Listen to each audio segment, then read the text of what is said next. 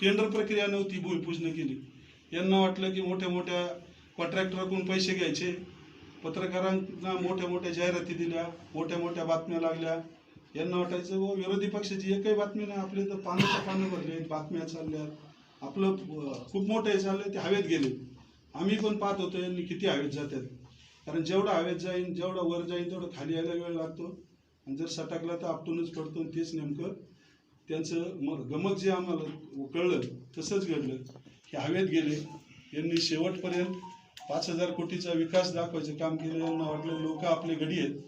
आणि मला एक कळतंय, तुम्ही पैशाचं गणित सांगता, 15 वर्ष आमदार असणाऱ्या माणसांनी जर 5,000 कोटीची कामं केली होती, तर मग यांना पैसे निवडणुकीमध्ये पत्रकार सुद्धा या ठिकाणी तुम्ही आहात, तुम्ही पण मतदार होते, तुम्ही पण तुमच्या डोळ्यासमोर पाहिले पैशाचा महापूर त्या ठिकाणी पूर्णपणे प्रत्येक गावात लाखो रुपयाचा त्या ठिकाणी पडला. परंतु मतदार आम्हाला सांगत होते की पैसे घेऊ द्या, मतदान आम्ही तुम्हालाच करू, आणि नेमकं तसंच घडलं. मग एवढं तुम्ही काम केलं होतं, 15 वर्ष आमदार होते, तुम्ही अनेक लोकांची कामं केली म्हणता, परंतु तुम्हाला लोकांनी मतदान का दिलं नाही याचं आत्मपरीक्षण करण्याची त्यांची आज वेळ आहे. ते आत्मपरीक्षण करण्यापेक्षा तुम्ही सांगता की आता बाबाजी काळे तालुक्याचं वाटोळच झालं. अरे तुमचं वाटोळं लोकांनी केलंय, आता तुम्ही त्याचं आत्मपरीक्षण करा ना. मी या तालुक्याचं वाटोळं कधीच होऊ देणार नाही, मी या तालुक्याचं भलंच करीन. पण तुम्ही जर म्हणायला लागले की बाबाजी काळे तालुक्याचं वाटोळं करीन, तर तालुक्याचं न करता मी रिवर्स फिरन, आणि सगळी आमची जी यंत्रणा आहे ती तुमच्या पाठीमागं लागेल, तुमची प्रकरणं करण्याच्या मागं लागेल. आत्ताच आम्ही आळंदीला होतो, सगळे पत्रकार बांधव ऐका, MIT कॉलेजचं हॉस्टेल आहे, त्या हॉस्टेलच्या त्या ठिकाणी वरचा मजला अख्खा अनधिकृत केला यांनी, शेड. तिथली लोकांना 2-4 रूम त्यांच्या भाड्याने जात होत्या. ह्या माशांनी स्वतःचं हॉस्टेल तिथं केलं, हॉस्टेल केलं, अनधिकृत दुसऱ्यांची कामं दाखवतात. तुमचं अनधिकृत तिथं शोधायला कोण येणार? आम्ही त्याच्या मागे लागणार आहोत. तुम्ही तिथं नळाची कनेक्शन, आजूबाजूची 26 घरं आहेत, त्यांना पाणी नाही आहे. आणि यांनी डायरेक्ट 16 इंची लाईन जी आहे आपली MGPची, त्या 16 इंची लाईनमधून अनधिकृत डायरेक्ट 4 इंची कनेक्शन त्यांच्या हॉस्टेलला घेतले. मग त्या लाईनमध्ये राहणारे रहिवासी नाही का, तुम्हाला ते रहिवासी डायरेक्ट असं बोलत होते की आमच्या या सगळ्या आळीतून यांना 10 मतं सुद्धा पडली नाही. तुम्ही लोकांशी नीट वागले नाही, तुम्ही स्वार्थ पाहिला.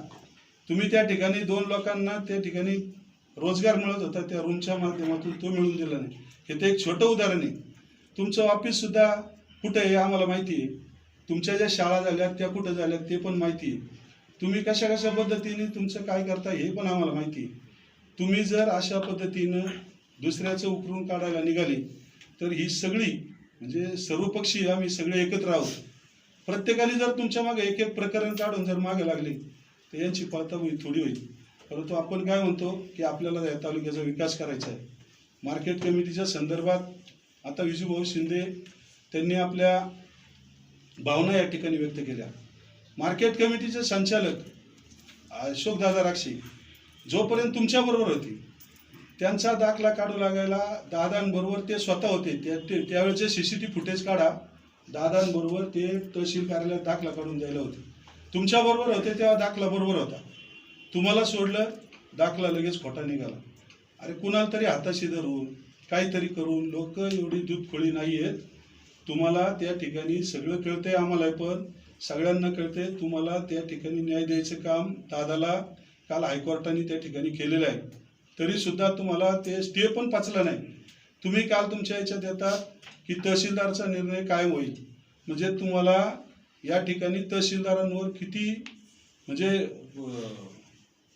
काय म्हणतो आपण प्रेशर नाही, तहसीलदारांवर किती विश्वास आहे. अरे सर्वसामान्य ज्या माणसांनी तुमच्या निवडणुकीमध्ये 2 हात करून त्यांच्या 3 टर्म निवडणुकीला अशोकदादा आणि अशोकदादाची सगळी नातेवाईक, अशोकदादाची पोरांसहित सगळे तुमच्या समोर खांद्याला खांदा लावून राहिले, विसरले का तुम्ही? आणि भविष्यात तुम्हाला त्या गोष्टीचा प्रत्यय अशोकदादाचा मित्रपरिवार कुटुंबाकडून ते पाहायला मिळणार आहे. मी सांगण्याची वेगळी गरज नाही. परंतु आज पत्रकार बांधवांना ज्यावेळेस आम्ही 2015 ते 2022 या कालावधीमध्ये मार्केट कमिटीमध्ये होतो, आजही पण व्हेंटिलेटरच्या घोटाळ्याचे डॉक्युमेंट तुमच्याकडे दिले, नावासहित दिले, चौकशीचा अहवाल दिला. तुमच्याकडं 3 कोटीचं कॉन्क्रीट 21% बिलो असताना ते टेंडर रद्द केलं, परत 21% आबोनी एका एजन्सीला दिलं. आम्ही निवडणुकीत जाहीर आरोप केले, पैसे गेले कुठं, त्याचं उत्तर त्यांनी दिलं नाही. मग तुम्ही याच्यात ते पण